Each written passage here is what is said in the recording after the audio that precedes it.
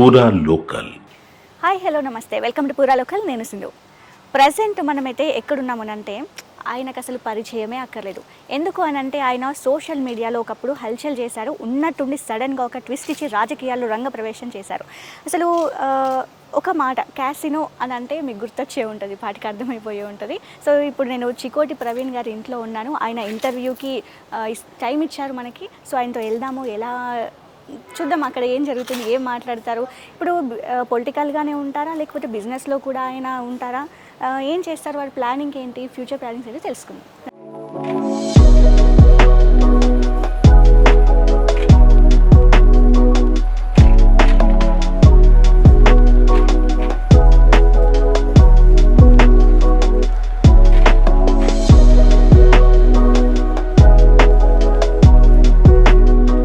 నమస్తే అండి, ఎలా ఉన్నారు?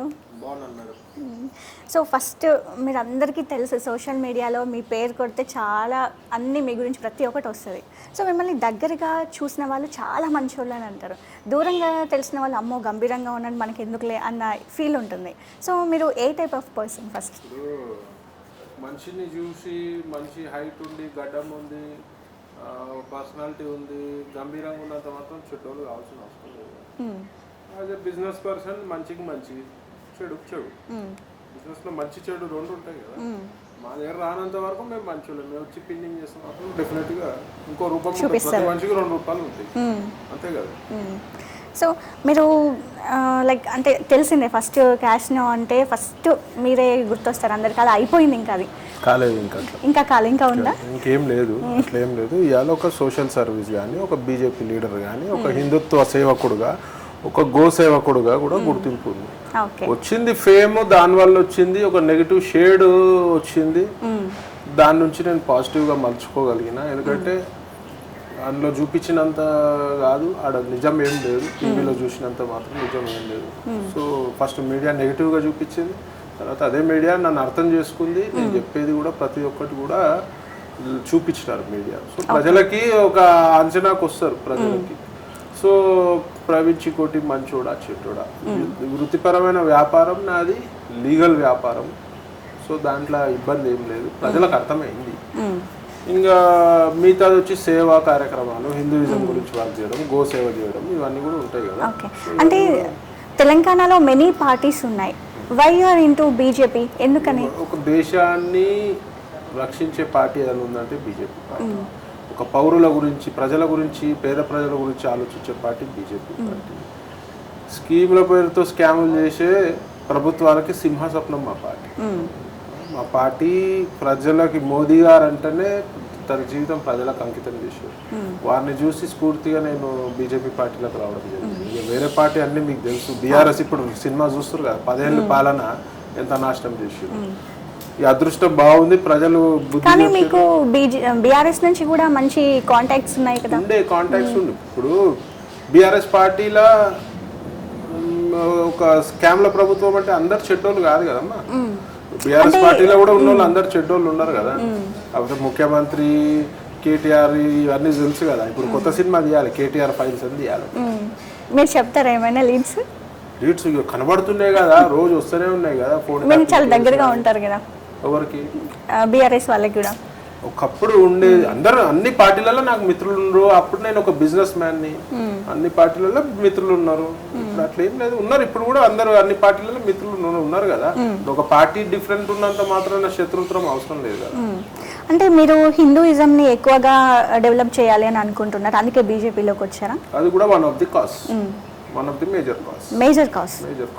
డెఫినెట్ గా హిందువుల పట్ల వివక్ష కాకుండా, హిందువులపై దాడులు కాకుండా, హిందూ దేవతలని ఇవాళ రేపు ఇష్టపడినట్టు మాట్లాడతారు. ఎవడు పడతాడు. ఇవాళ శత్రువులు హిందువులకి చాలా మంది శత్రువులు. ఒకటేమో ఎంఐఎం పార్టీ శత్రువు, ఒకటి మత మార్పిడి చేసే కుక్కలు ఉన్నాయి కొన్ని.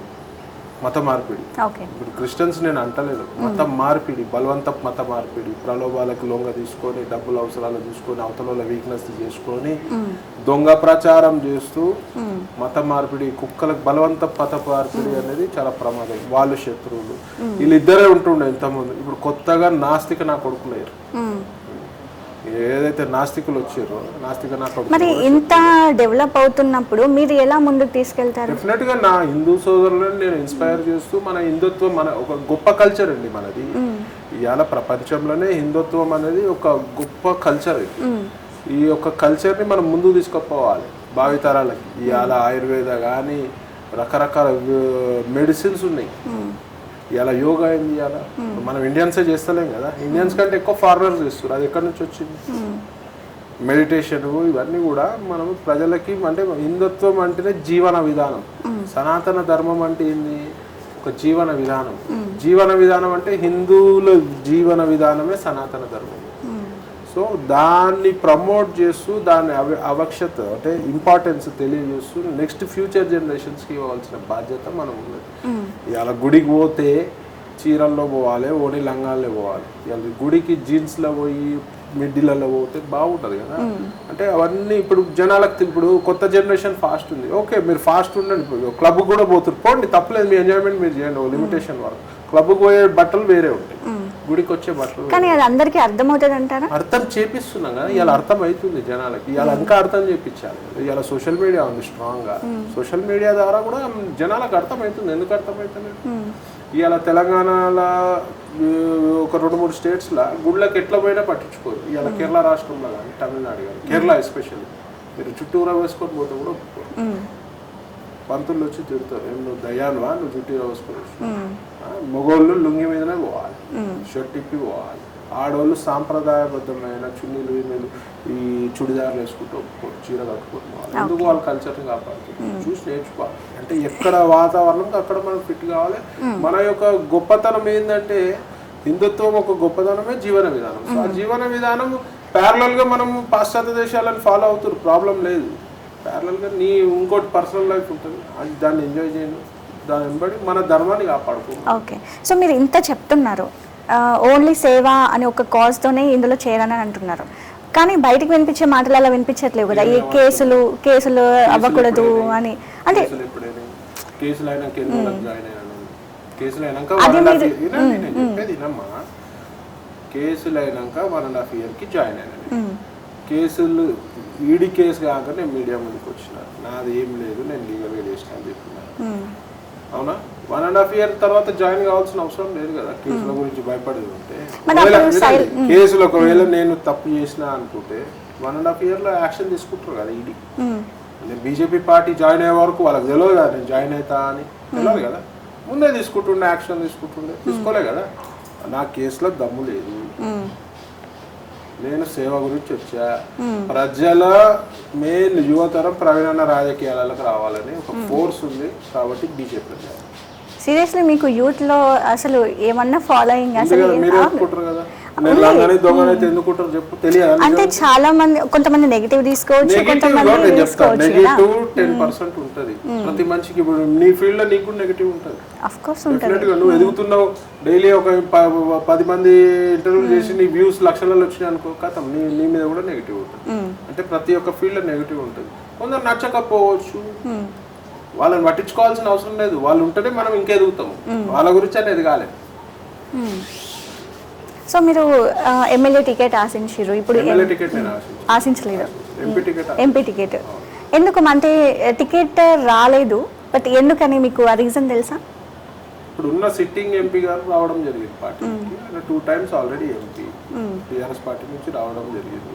సో డెఫినెట్గా పార్టీకి తెలుసు ఎవరికి ఇవ్వాలి ఎవరికి ఇవ్వదు అనేది, పార్టీ చూసుకుంటుంది. నాకు ఇబ్బంది లేదు, హ్యాపీగా పోయి జైరాబాద్లో పనిచేస్తా, హ్యాపీగా తెలంగాణ రాష్ట్రంలో పనిచేస్తా, పార్టీని బలోపేతం చేస్తాను. నెక్స్ట్ 5 years ఎలక్షన్లో మా పార్టీ రావాలనే దిశగా పనిచేస్తాను.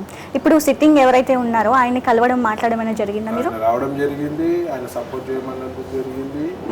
ఆయన వచ్చినా రాకున్నా మోదీ గారి గురించి, బీజేపీ పార్టీ గురించి మేము పనిచేస్తాం. ఓకే, కానీ బయట ఏమనిపిస్తుంది, చికోటిని బీజేపీ దూరం పెట్టింది అని మాటలు వినిపిస్తున్నాయి. ఎట్లా పెట్టింది అంటారు, 100 అంటారు, పెట్టింది దూరం, వాస్తవం కాదు. ఏది చెప్పండి, ఎట్లా పెట్టింది? నేను అసెంబ్లీ ఎలక్షన్ లో మొత్తం నియోజకవర్గాలు అన్ని తిరిగినా, ఇప్పుడు మళ్ళీ తిరుగుతా. దూరం పెట్టింది ఏముందని, ఎందుకు పెడతారు దూరం? పని చేయమంటారు మా కిషన్ రెడ్డి గారు. ఏమైనా నువ్వు ఫుల్ పని చేయాలి, నువ్వు మొత్తం తిరగాలి, వేరే పని పెట్టుకోవద్దంటారు మా అధ్యక్షుడు.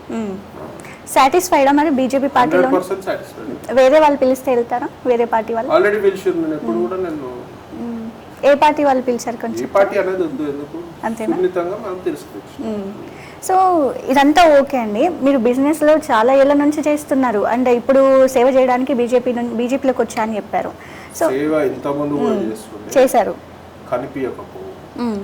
ఎందుకు అప్పుడు ఎందుకు బయటికి రాలేకపోయారు? నా బిజినెస్ మీద ఇంపార్టెన్స్ ఇస్తుంది. నేను ఎప్పుడు నా లైఫ్లో పాలిటిక్స్లోకి రావాలి, నేను ఎప్పుడు 15 ఏళ్ళ కింద నేను కాంగ్రెస్లో ఉంటాను.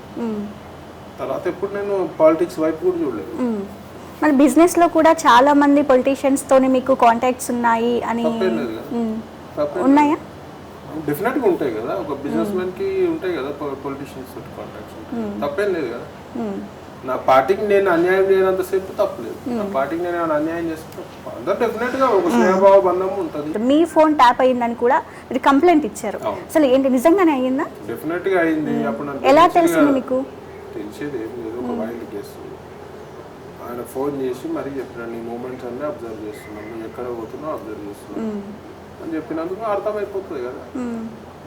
అంటే నార్మల్ చేయడం జరిగింది. నన్ను బెదిరించారు, ఫోన్ లో కూడా బెదిరించారు మిమ్మల్ని అని కూడా బెదిరించినందుకు నేను లోగానందుకే కదా నా మీద కేసులు పెట్టారు. వాళ్ళకి ఏంటప్పుడు హిందుత్వం మీద పని చేయొద్దు, గజ్వేల్ ఇష్యూ తెలుసు కదా మీకు, గజ్వేల్ ఇష్యూలో పని చేయొద్దు, మీరు ఏ హిందుత్వ ప్రోగ్రామ్ పోవద్దు, బీఆర్ఎస్ ప్రభుత్వం యాంటీ హిందూ గవర్నమెంట్, హిందువులకు వ్యతిరేకమైన గవర్నమెంట్, మళ్ళీ బొట్టు పెట్టుకున్నా అంటాడు, యాగాలు చేసిన అంటాడు, అన్ని డమ్మి. వాళ్ళు మొత్తం చేసేదే యాక్టింగ్ లాగా. ప్రజలను 10 ఏళ్ళు నమ్మించి నమ్మించి నమ్మించి ప్రజలను మోసం చేసి జలగలు రక్తం పీలుస్తాయి, నొప్పి లేకుండా పీలుస్తాయి అవి, అట్లా వీల్షీరు. ఇప్పుడు ప్రజలకు నొప్పి తెలిసిరు. ఇలా గవర్నమెంట్ ఉన్న కాంగ్రెస్ గవర్నమెంట్ కూడా కింద మీద అవుతుంది, ఫండ్స్ లేవు ఏం లేవు, అసలు ఎన్ని స్కామ్లు చేసారు వీళ్ళు. సో మీ నెక్స్ట్ ప్లాన్స్ ఏంటి? పొలిటికల్ గానే ఉండాలనుకుంటున్నారా లేకపోతే బిజినెస్ సేవ? పొలిటికల్ గానే ఉండాలనుకుంటున్నాం, ప్రజలకు చేరువలో, ముఖ్యంగా యువతకు చేరువలో ఉండాలనుకుంటున్నాం. బీజేపీ యొక్క అభివృద్ధి కార్యక్రమాలు వివరిస్తూ ఇప్పుడైతే నెక్స్ట్ మా అదే గవర్నమెంట్ ఎట్లా సెంట్రల్ డౌట్ లేదు 400+ మాకు. నెక్స్ట్ ఇక్కడ తెలంగాణ కాంగ్రెస్ కూడా పుంజుకుంటుంది కదా. తెలంగాణలో కాంగ్రెస్ పోటీ వేసింది కాంగ్రెస్ మీద ప్రేమతోటి కాదు, బీఆర్ఎస్ మీద కోపంతో వేసింది. సో ఇక్కడ పుంజుకునేది ఏం లేదు. 100% 400+ సీట్స్ తోటి మేము వస్తున్నాం సెంట్రల్ గవర్నమెంట్లో. నెక్స్ట్ మా టార్గెట్ వచ్చేసి స్టేట్ గవర్నమెంట్. నెక్స్ట్ 5 ఇయర్స్లో మేము మా పార్టీని బలోపేతం చేస్తాం. నెక్స్ట్ 100% బీజేపీ రాబోతుంది. ఓకే. సో మరి తెలంగాణలో చూసుకుంటే బీఆర్ఎస్ వాళ్ళు పార్టీ నుంచి జంప్ అయ్యి కాంగ్రెస్లో చేరుతున్నారు అండ్ చాలా చేరికలు జరుగుతున్నాయి. అసలు ఏం చెప్తారు బీజేపీ గురించి, ఏం చెప్తారు తెలంగాణ స్టేట్లో? బీజేపీ ఏముంది, బీజేపీ గట్టిగా అవుతుంది పార్టీ. అంటే అందులో వాళ్ళు కూడా కాంగ్రెస్ జంప్ అయితే అందరు బుజ్జగిస్తున్నారు అని వినిపిస్తుంది. ఎవరు లేరు, ఎవరు జంప్ చేయాలని ఎవరు లేరు. బీజేపీ పార్టీ నుంచి హార్డ్లీ 1-2 లీడర్లు జంప్ అయ్యారు గతంలో, అది కూడా వాళ్ళ స్వార్థ రాజకీయాల గురించి. మీరు వేరే పార్టీలో హిస్టరీ చూసుకోండి, జంపులు అటు జంపులు ఇటు జంపులు అటు జంపులు వందల సంఖ్యలో జంప్ అవుతుంటారు. ఏది పవర్లోకి వస్తే అది కాంగ్రెస్ పవర్లోనే సిగ్గు లేకుండా జంప్ అవుతుంది. అంటే బీజేపీలో ఉన్న వాళ్ళు కూడా చాలా మంది అసంతృప్తిగానే ఉన్నారు నాయకులు అని. అసంతృప్తి లేదు, ఏదన్నా చిన్న చిత్త ఏమైనా ఇష్యూస్ ఉంటే ఒక ఫ్యామిలీ ఇష్యూగా భావిస్తాం, సాల్వ్ చేస్తాం. ఓకే. సో కవిత అరెస్ట్ అయ్యారు, దాని వెనక పెద్ద పెద్ద నాయకులు ఉన్నారు అని అంటున్నారు, దాని గురించి ఏం చెప్తారు? సెల్ఫ్ గోల్ చేసుకుంది కవిత తప్పు చేసింది కాబట్టి అరెస్ట్ అయింది. కవిత లిక్కర్ స్కామ్ లో ఉంది. సో దానికి చేసేది ఏం లేదు, డెఫినెట్గా ఆమె సెల్ఫ్ గోల్ చేసుకుని అనుభవిస్తుంది. నా ఇన్వాల్వ్మెంట్ ఏం లేదు అని చెప్తుంది కదా, మీరు ఎలా స్ట్రాంగ్ గా చెప్తున్నారు సెల్ఫ్ గోల్ చేసుకుని? వస్తాయి కదా ముందు వస్తాయి కదా, ఈడీ అరెస్ట్ ఉట్టిగానే చేయదు. ఈడీ రైడ్కి ఉట్టి డౌట్ వస్తే పోయి చేయొచ్చు, కానీ అరెస్ట్ ఉట్టిగానే చేయదు ఈడీ. ప్రాపర్ ఆధారాలు లేకుండా రేపు క్వశ్చన్ చేస్తారు కదా, అట్లా ఇది ఒక సెన్సేషనల్ కేసు అవుతుంది. పార్టీకి సంబంధించి బీఆర్ఎస్ పార్టీకి సంబంధించి ఒక మాజీ ముఖ్యమంత్రి కూతురుని అరెస్ట్ చేసినట్టే ఏం ఖాళీ చేతులతో పోయి అరెస్ట్ చేస్తారా? ప్రాపర్ ఎవిడెన్స్లు ఉంటేనే కదా అరెస్ట్ చేసేది, లేకపోతే రేపు ప్రాబ్లం కదా, రేపు కోర్టుకు జవాబు చెప్పుకోవాలి కదా. ఓకే. సో మీ వెనుక యూత్ ఉన్నారా? నెక్స్ట్ సేవ చేస్తాను అన్నప్పుడు కావాల్సింది సోషల్ మీడియాలో, ఇప్పుడు ప్రజెంట్ అయితే సోషల్ మీడియాలో చాలా యాక్టివ్గా ఉన్నారు అండ్ యూత్ ఉన్నారు అని అనుకుంటున్నారా మీరు? మీ వెనక? మీరే మిమ్మల్ని అడుగుతున్నారు, యూత్ ఉన్నారా లేదా అంటే వచ్చి సెల్ఫీలు తీసుకోవడం మీరు, మీ వెంట ఉండడం వేరు కదా. అనిపించట్లేదు ఇక్కడ ఒకసారి నాయంబడి ఒక సభకు రండి, ఎంతమంది ఉంటారు, ప్రవీణ వస్తుందంటే ఎంత ఇష్టం. మనం కూడా నిస్వార్థంగా ఉంటాం కాబట్టి ఇష్టపడతాం. 100% యూత్ ఉంది నాకు. సో క్యాసినో గురించి ఏం చెప్తారు? అది లీగలా ఇల్లీగలా? సబ్జెక్ట్ లీగలే కదండి, దానికి లీగలా ఇల్లీగలా అని మీరు క్వశ్చనే చేయొద్దు. ప్రాపర్ లీగలే కదా. గోవాలో షిప్లలో నడుపుతుర్రు అంటే మరి లీగల్ కొన్ని ప్లేసెస్ లో ఉంది, కానీ మీరు ఇక్కడ అయ్యాయి కదా మీ మీద కేసులు. సో అదే ఎక్కువగా రైట్స్ జరిగాయి మీ పైన. ఈడీ రైడ్ కేసు కాలే కదా ఇంకా. వైలేషన్స్ ఉందా, ఫేమా వైలేషన్స్ ఉందా అని అడిగారు. దాన్ని తప్పించి ఏం లేదు, కేసు అయినట్టు కాదు అది. ఓకే. సో పార్టీలో టికెట్ రాలేదు కదా, మీరు కార్యాచరణ ఇప్పుడు సేవ అని చెప్పారు. సో ఏ కార్యాచరణ ఏదైనా ఎక్స్ప్లెయిన్ చేస్తారా మాకు? మా యొక్క సెంట్రల్ గవర్నమెంట్ స్కీమ్స్, సౌత్ ఇండియాలో మన యొక్క ప్రజలు సెంట్రల్ గవర్నమెంట్ స్కీమ్స్ ప్రాపర్గా యూజ్ చేసుకోరు. హండ్రెడ్స్ ఆఫ్ స్కీమ్స్ ఉన్నాయి. సో అవి ఒక్కటి ఎలక్షన్స్ అయిపోయినాక ప్రజలు దాన్ని యూజ్ చేసుకోవాలని చెప్పి ఆ యొక్క స్కీమ్స్ యొక్క వివరణ ఇవ్వడం జరుగుతుంది. నేను దాని మీద నేను ఫోకస్ చేస్తున్నారు. హిందూయిజం. ఓకే. హిందూయిజం అని అంటే చాలా ఇప్పుడు జనరల్గా అడుగుతున్నాను మిమ్మల్ని క్వశ్చన్. సో ఇందాక మీరు మాట్లాడారు ఇప్పుడు జనరేషన్ వాళ్ళు ఏమన్నా అంటేనే అలుగుతున్నారు అని చెప్పేసి. సో ఇప్పుడు హిందూయిజం అని అంటే వాళ్ళకి అర్థమవుతుంది అంటారా? ఎలా విధంగా చెప్పాలి. గొప్పతనము మన యొక్క సంస్కృతి యొక్క గొప్పతనం, మన కల్చర్ యొక్క గొప్పతనం మనం ఎక్స్ప్లెయిన్ చేయాలి. ఎక్స్ప్లెయిన్ చేసే విధానంలోనే ఉంటుంది. సో అది గోవు ఎందుకు ఉండాలి, గోవు ఎందుకు ఒక ఇంపార్టెంట్ రోల్ ప్లే చేస్తుంది, బయోడైవర్సిటీ ఎందుకు ఉండాలి అనేది ఎక్స్ప్లెయిన్ చేయాలి. ఇలా అది కాకుండా ప్రకృతిని, ఇలా రివర్స్ని కాపాడుకోవాల్సిన బాధ్యత, సీని, ఓషన్, మౌంటైన్స్ని, ఫారెస్ట్ని, ఎస్పెషల్లీ ఫారెస్ట్ని కాపాడాలి. ఎందుకు కాపాడాలి అంటే మనం నెక్స్ట్ ఒక మంచి హెల్తీ జనరేషన్ ఇవ్వాలంటే డెఫినెట్గా ఇవన్నీ ఉండాలి. జంతువులను కూడా కాపాడుకోవాలి. ఇవాళ ఒక టైగర్ ఉంది, tiger plays a major role in maintaining biodiversity. Elephant plays a major role in maintaining biodiversity. ఇవన్నీ ఉంటేనే కదా మనం ఉన్నాము. ఈ యొక్క ప్లానెట్ మనది ఒకరిది కాదు, మనం ఒక పార్ట్ అందులో. సో ఇవన్నీ ఉంటే అందులో మన స్వార్థం ఏంటంటే నెక్స్ట్ జనరేషన్ మంచిగా ఉంటుంది. ఓకే. ఫారెస్ట్లు కట్ చేస్తే ఏమవుతుంది, ఇప్పుడే ఆల్రెడీ గ్లోబల్ వార్మింగ్, మరి ఏమవుతుంది ఇంకా వర్స్ట్ అవుతుంది. ఇవన్నీ ఇట్లాంటివన్నీ ఎక్స్ప్లెయిన్ చేయాలి. ఇవాళ హిందువుల కల్చర్ ఎంత గొప్పది అంటే ఇవాళ చెట్టుని పూజ చేస్తారు, జీవిని పూజ చేస్తారు, ప్రతి ఒక్క జంతువుని పూజ చేస్తారు, ఏదో దేవుళ్ళ రూపాలు నీళ్ళని పూజ చేస్తారు, నీళ్ళకి హారతిస్తారు, కొండలను పూజ చేస్తారు. అంటే ప్రకృతిని ప్రేమిస్తారు. హిందుత్వం ఏ యొక్క మతంలో లేదు ప్రకృతిని ప్రేమించేది. రాయిని, రవ్వని, పుట్టని, దేన్నైనా పూజ చేస్తారు. అంటే ఇప్పుడు టెక్నికల్గా చూస్తే ఇవాళ ఒక జంతువుని పూజ చేస్తామంటే ఆ జంతువు ఉండాలి అని ఒకటి మన పూర్వీకుల ఆలోచనే కదా. ఇలా ఒక రాయిని పూజ చేస్తాం, నదిని ఎందుకు పూజ చేస్తాం, నదిని కలుషితం చేయొద్దనే ఉద్దేశం కదా. నదులు మంచిగుంటే మనం మంచిగుంటాం. హిందూయిజం నథింగ్ బట్ ఇవాళ సైన్స్. ఒకప్పుడు హిందూయిజం ఈజ్ టుడేస్ సైన్స్, హిందుత్వం. ఓకే. సో ఫైనల్లీ కంక్లూడ్ చేసే ముందు బీజేపీ తెలంగాణలో స్ట్రాంగ్ అవ్వడానికి ఎలాంటి కార్యాచరణ చేయాలి? చెప్తున్నా కదా, మోదీ గారు చేసే ఒక సెంట్రల్ స్కీమ్స్ ప్రజల గురించి ఏవి చేస్తున్నారో చూపిస్తూ, ఇక్కడ ప్రభుత్వాలు ఎట్లాంటి స్కాములు చేస్తున్నారో, ఇక్కడ స్వార్థ రాజకీయాలు, ఇలా మోదీ గారు ఎందుకు ఇంపార్టెంట్ దేశంలో, ఇలా మోదీ గారు ఒకటి ప్రజల గురించి కాదు, మన యొక్క భరోసా సెక్యూరిటీ, ఇలా భారతదేశం యొక్క సెక్యూరిటీ మోదీ గారు ఉందనే ఉండదు. లేకపోతే వేరే దేశాలన్నీ మనపై తెలుసు కదా, ఉగ్రదాడులు ఎన్ని రకాలుగా ప్లాన్ చేస్తుంటారు. ఇవన్నిటికీ ఒక మగవాడు అనమాట మోదీ గారు. అన్నిటికీ చెక్ పెట్టాలంటే మోదీ గారు పోటీ. సో ఎక్కడైనా ఎలక్షన్స్ జరిగిన అంటే లైక్ సార్వత్రిక ఎన్నికలు కావచ్చు, లోక్సభ ఇవి కావచ్చు, పార్లమెంట్ ఎలక్షన్స్. సో మోదీ గారు వచ్చి ప్రచారం చేసి రోడ్ షోలు, ర్యాలీలు ఇస్తే అక్కడ స్ట్రాంగ్ అవుతుంది అని చెప్పేసి జనాల్లో చాలా ఉంది. సో అది దీనికి మీరేమంటారు? డెఫినెట్గా అండి, is real hero, real warrior, is real warrior. ఆయన చరిష్మా వేరే. అది ఆయన చూస్తే మనకు ఒక భరోసా వస్తుంది. Okay. So thank you so much అండి. Thank you.